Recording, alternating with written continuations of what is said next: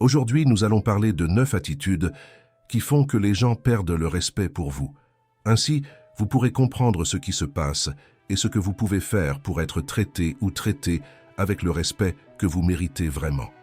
Il n'y a rien de plus douloureux que d'être irrespecté, surtout quand vous êtes connu pour votre bonté, naïveté, cœur généreux et gentillesse. Souvent, vous sacrifiez vos propres besoins et désirs pour les autres, et vous n'arrivez jamais à dire non lorsque quelqu'un a besoin d'aide. Cependant, cette générosité est valorisée seulement jusqu'au moment où ils n'auront plus besoin de vous. Si, par exemple, vous perdez votre statut, votre emploi, ou si vous traversez une sorte de difficulté et avez besoin d'aide, beaucoup de ceux qui étaient auparavant à vos côtés vont simplement disparaître. Le pire, c'est lorsque vous ne pouvez pas aider en raison de vos propres engagements. Pour ces personnes, vous ne perdez pas seulement de la valeur, mais aussi le respect. Parfois, changer d'environnement ne sert à rien si nous continuons à ne pas comprendre notre manière d'agir, car où que nous allions, nous serons en relation avec le même type de personnes et nous aurons les mêmes problèmes.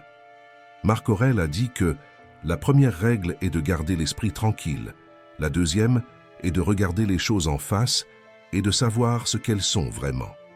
Nous devons comprendre nos actions et leurs conséquences. Il arrive un moment où nous devons réaliser la nécessité de changer notre manière d'agir. C'est ainsi que vous obtiendrez le respect que vous méritez vraiment.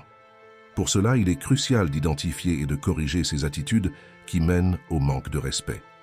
Dans cette vidéo, nous allons explorer 9 de ces attitudes et apprendre à corriger ces comportements. Mais avant, vérifiez si vous êtes toujours inscrit à la chaîne, parce que parfois YouTube fait des siennes et peut annuler votre abonnement. Profitez-en pour activer les notifications et ne manquez aucune vidéo. Maintenant, commençons. Attitude 1. Parler trop. Imaginez que parler trop, c'est comme un seau percé. Au début, tout semble aller bien, mais plus vous versez des mots, plus le respect des autres s'écoule par le trou. Quand nous monopolisons une conversation, nous envoyons un message clair.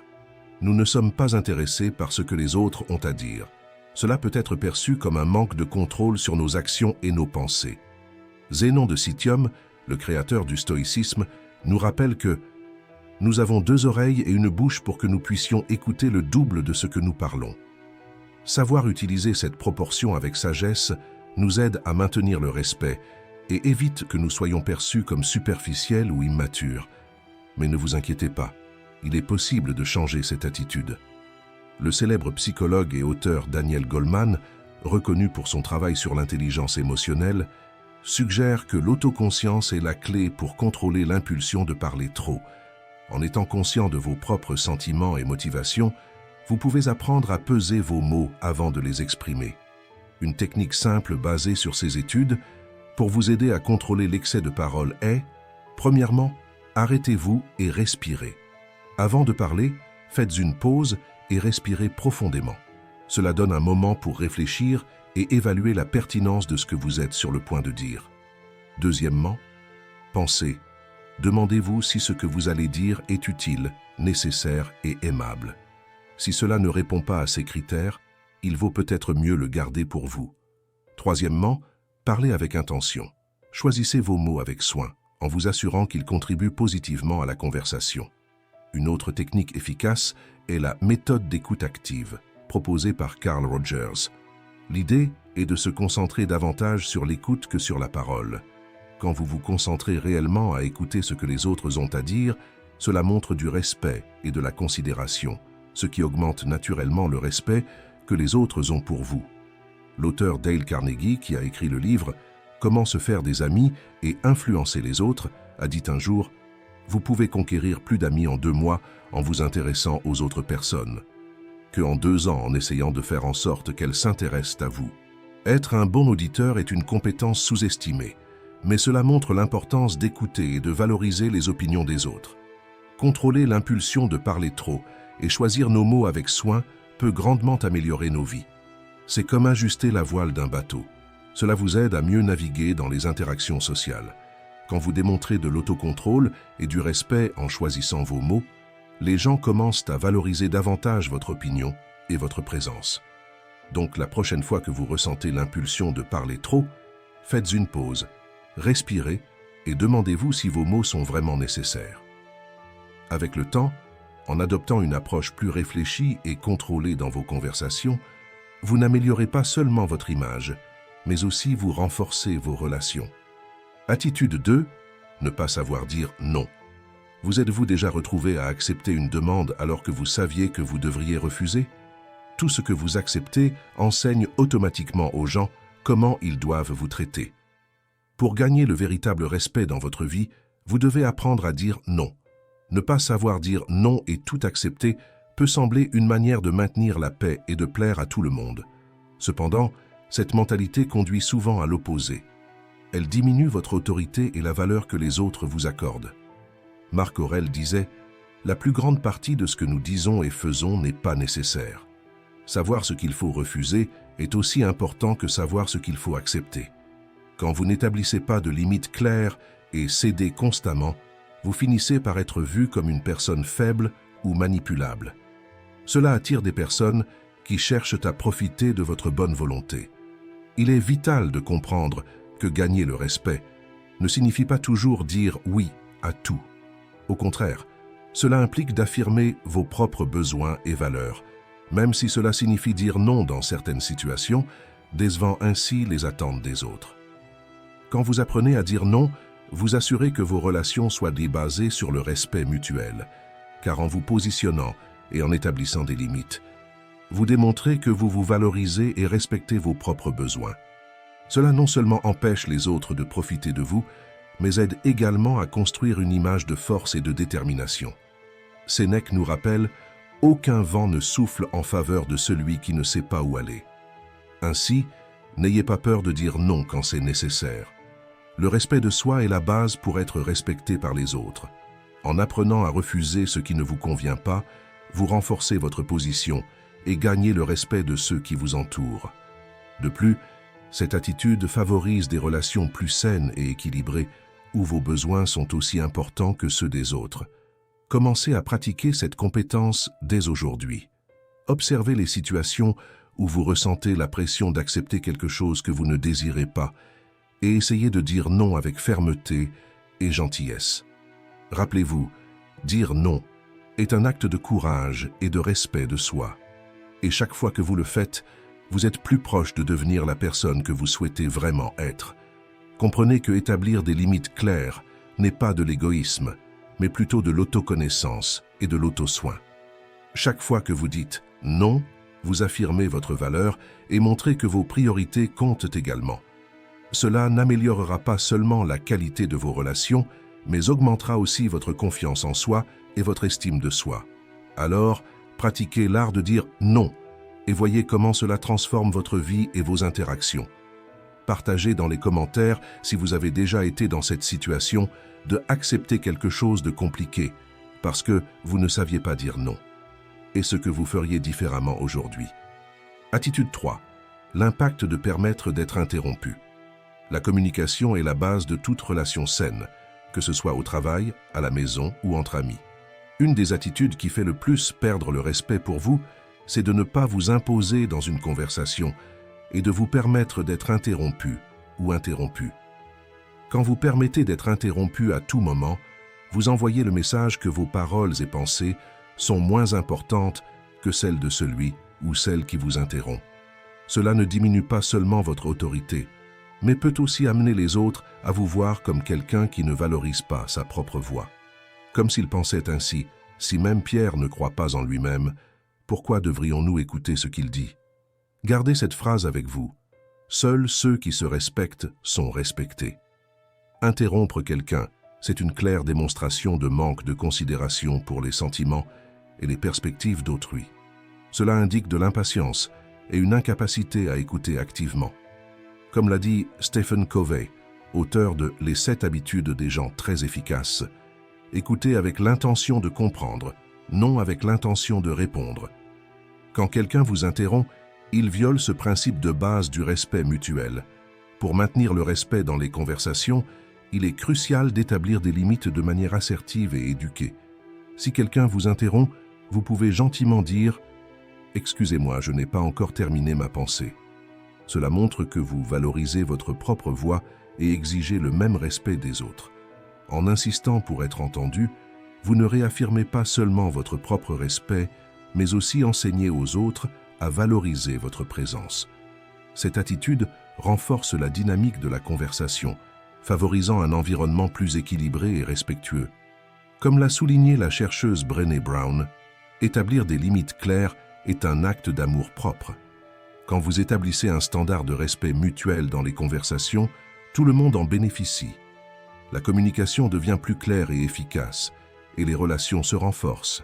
En conséquence, vous êtes vu comme quelqu'un qui mérite d'être entendu et respecté, augmentant votre autorité et confiance. La communication claire et respectueuse est la clé pour des relations saines. Ne permettez pas d'être interrompu plusieurs fois dans une conversation. Valorisez ce que vous avez à dire, combien vous pouvez contribuer et si cela en vaut la peine, insistez pour être entendu. Attitude 4. Négativité chronique. Avez-vous déjà rencontré quelqu'un pour qui rien n'est jamais bon? Il semble toujours se plaindre, voyant le côté négatif de tout. La négativité chronique use les relations et fait que les personnes autour de vous perdent totalement le respect pour vous et peut également nuire gravement à votre santé mentale et physique. Une étude de l'université de Stanford a montré qu'une vision constamment négative peut augmenter les niveaux de cortisol, l'hormone du stress, ce qui peut entraîner des problèmes de santé tels que l'hypertension, des troubles du sommeil et un système immunitaire affaibli, et même la dépression. Nous croyons généralement que les personnes autour de nous se plaignent beaucoup, mais nous ne nous voyons jamais comme des râleurs. Le premier pas pour surmonter la négativité chronique est de la reconnaître. Épictète nous rappelle que les gens ne sont pas perturbés par les choses, mais par la vision qu'ils en ont. Faites attention à vos pensées et à vos mots. Si vous passez vos journées à critiquer ou à prédire le pire, commencez à identifier ces modèles pour les transformer. Une bonne façon de faire cela est d'utiliser la technique appelée ABC, du célèbre psychologue Martin Seligman, connu comme le père de la psychologie positive. A représente l'adversité. Commencez par identifier la situation qui vous dérange. B de beliefs, qui signifie croyance en anglais. Reconnaissez les pensées négatives automatiques qui surgissent. C de conséquences. Observez comment ces pensées affectent votre humeur et votre comportement. Après avoir identifié ces éléments, vous pouvez commencer à défier et changer ces pensées négatives. C'est comme être l'auteur de votre propre livre mental. Si un chapitre n'est pas bon, réécrivez-le jusqu'à ce qu'il soit comme vous le voulez. Il est important de clarifier qu'être positif ne signifie pas ignorer les problèmes réels ou prétendre que tout est parfait. Cela a plus à voir avec aborder les défis de la vie avec une attitude constructive. Chaque moment est une chance de choisir une meilleure attitude. Au lieu de vous focaliser sur les problèmes, vous commencez à vous concentrer sur la recherche de solutions. Lorsque vous adoptez une mentalité de solution, vous améliorez non seulement votre propre vie, mais vous inspirez également les autres autour de vous. Personne ne veut passer du temps avec quelqu'un qui voit un défaut dans tout. Là où le pessimisme se propage, il réduit la productivité et le respect. Soyez proactif et créatif dans la gestion des défis, montrant que la négativité n'a pas sa place dans votre vie. Engagez-vous à l'éliminer définitivement de votre vie. Commentez. Ici non. Et brisez une fois pour toutes ce cycle de pensées négatives et de découragement. Montrez que vous êtes aux commandes. Attitude 5. Être trop gentil. Sénèque, philosophe et écrivain stoïcien, a dit que chaque lieu est une opportunité pour pratiquer la bonté. Et être trop gentil, au début, semble être une vertu. Mais avec le temps, cela peut devenir un fardeau que les autres apprennent à exploiter, ce qui conduit à une perte totale de respect. Être toujours gentil, en mettant constamment les besoins des autres au-dessus des vôtres, peut amener les gens à remettre en question votre capacité à établir des limites. Cela ne compromet pas seulement votre propre estime de soi, mais donne également l'impression que vous êtes incapable de défendre vos propres intérêts. C'est comme si votre cerveau était une alarme qui ne s'éteint jamais, toujours en alerte pour les besoins des autres tout en ignorant les vôtres. Quand vous cédez aux volontés des autres, surtout face à des comportements inappropriés ou abusifs, vous envoyez le message suivant. Je suis prêt à accepter n'importe quoi. Et lorsque nous nous plaçons dans cette situation, souvent en espérant que l'autre reconnaisse notre valeur, nous finissons par recevoir le pire. Comme l'a dit Marc Aurèle, « Personne ne viendra te sauver, tu dois te sauver toi-même. » Vous déterminez votre valeur, et le moyen de la communiquer aux autres est à travers vos attitudes. Quand vous êtes prêt à accepter n'importe quoi, vous ne vous respectez pas vous-même, et sûrement les autres ne le feront pas. Cela ne signifie pas que vous devez devenir une mauvaise personne à partir de maintenant. Établir des limites et apprendre à dire non, ce n'est pas être insensible ou égoïste. Au contraire, quand vous dites non de manière appropriée, vous montrez du respect pour vous-même. Vous reconnaissez votre valeur et celle de votre temps, en maintenant votre autonomie et votre dignité. Être assertif ne signifie pas être rude ou indifférent. Il s'agit de trouver un équilibre entre la gentillesse et la fermeté, en restant fidèle à vos principes et à vos besoins. Richard Branson, un entrepreneur à succès, a dit un jour « Établissez des limites pour protéger votre paix mentale et votre temps. » Et il a raison. Établir des limites est essentiel pour maintenir le respect des autres et préserver votre propre santé mentale. La vie est trop courte pour se perdre à plaire à tout le monde. Soyez gentil mais ferme, et vous verrez que les gens commenceront à vous respecter, vous et vos priorités.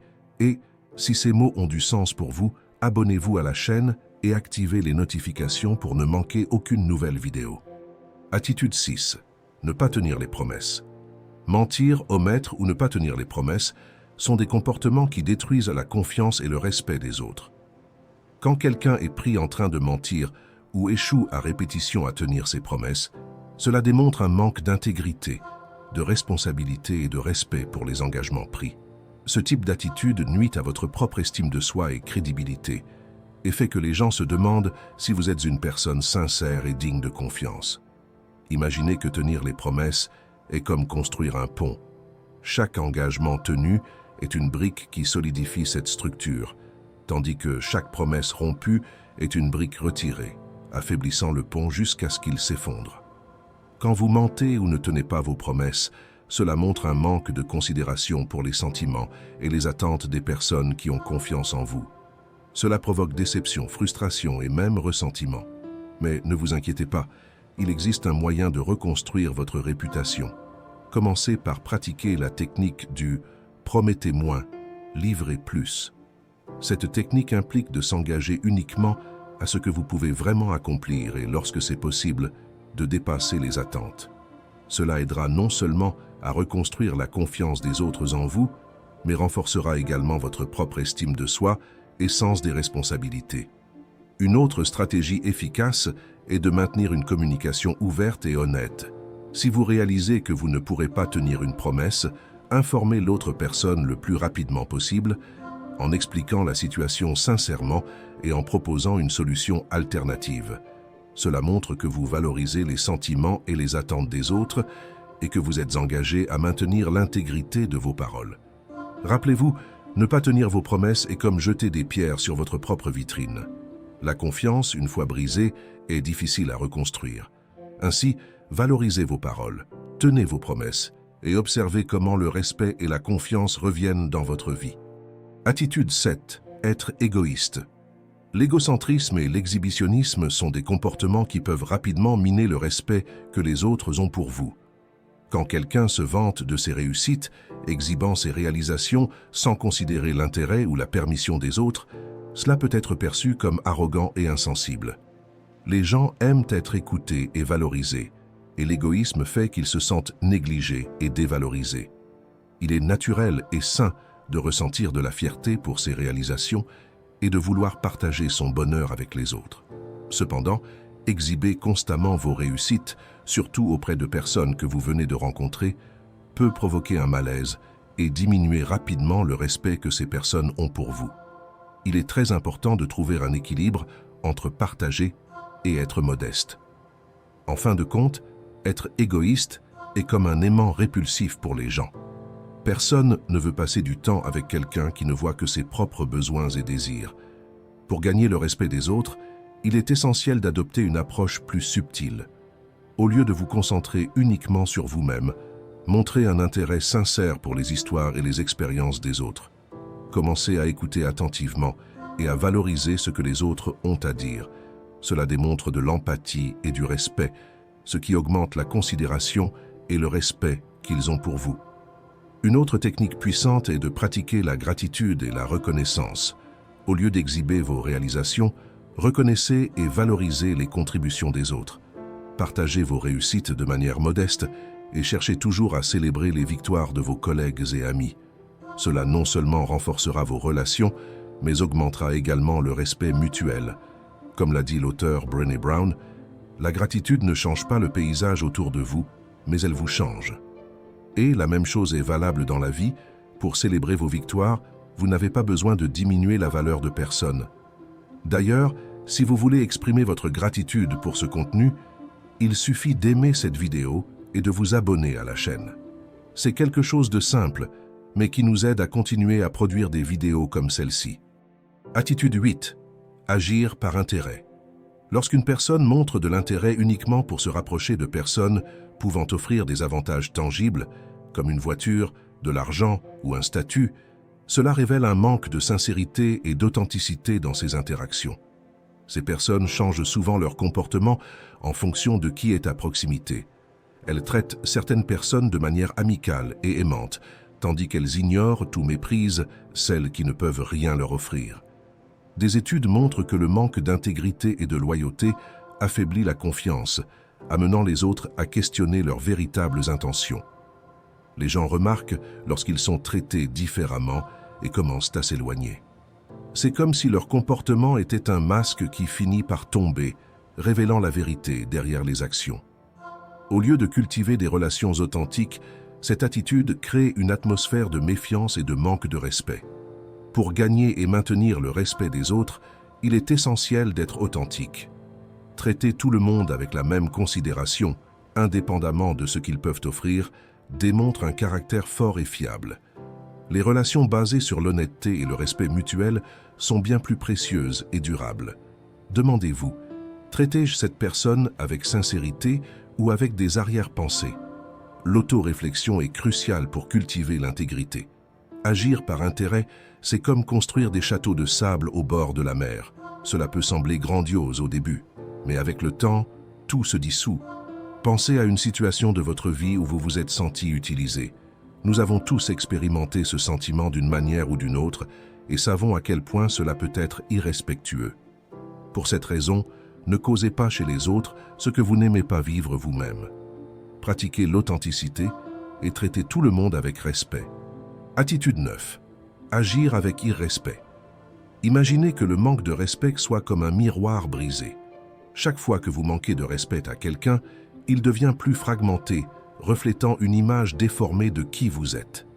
Le respect est une rue à double sens. Si vous souhaitez être respecté, vous devez d'abord respecter les autres. Quand vous ne montrez pas de respect, cela indique que vos préoccupations personnelles sont plus importantes que les besoins et les opinions des autres. Pensons à l'exemple de celui qui veut toujours avoir raison. Cette personne se soucie plus d'avoir raison que d'écouter et de respecter l'opinion des autres. Elle garde souvent sa raison, mais d'un autre côté, repousse tout le monde de sa vie. C'est comme ce vieux dicton. Vous pouvez choisir d'avoir raison ou d'être heureux. Ou, comme Épictète l'a dit, le désir et le bonheur n'occupent pas le même environnement. Nous pouvons choisir d'être heureux et de vivre avec sagesse, ou nous pouvons maintenir nos désirs de possession, d'égoïsme, et de croire que nous sommes meilleurs que les autres. Nous avons une vidéo sur la chaîne qui parle plus de ce sujet. Vous pouvez la regarder dès que vous aurez terminé cette vidéo. Continuons. Des attitudes comme faire des blagues sur l'apparence de quelqu'un, sa situation financière, discriminer ou mépriser des personnes, ou critiquer les autres de manière arrogante et se placer au-dessus d'eux, diminuent le respect que les autres ont pour vous. Ces comportements blessent non seulement les sentiments des autres, mais révèlent également un manque d'empathie et de considération. Croyez-le, le manque de respect peut affecter vos relations autant que la malhonnêteté. Une étude de l'Université de Berkeley a montré que l'absence de respect mutuel peut détériorer les relations personnelles et professionnelles, menant à la méfiance et à l'isolement. Ne pas respecter les autres est comme construire des murs autour de soi. Plus vous faites cela, plus vous devenez isolé et distant des autres. Pour maintenir et gagner le respect, traitez tout le monde avec considération et gentillesse, reconnaissant l'importance de leurs perspectives et sentiments. De petits gestes, comme remercier, présenter des excuses sincères lorsque nécessaire et éviter les jugements précipités, peuvent faire une grande différence dans la façon dont nous sommes perçus par les autres. Mais il est important que vous vous rappeliez que respecter les autres ne signifie pas être d'accord avec tout ce qu'ils disent ou font. Cela signifie reconnaître leur humanité et traiter leurs opinions et sentiments avec considération. C'est votre droit d'avoir une pensée critique, d'analyser toutes les informations, mais cela ne s'étend pas à écraser quelqu'un pour prouver que vous avez raison. Dans la vie, le respect est l'un des fondements les plus solides que vous pouvez construire. Merci de regarder.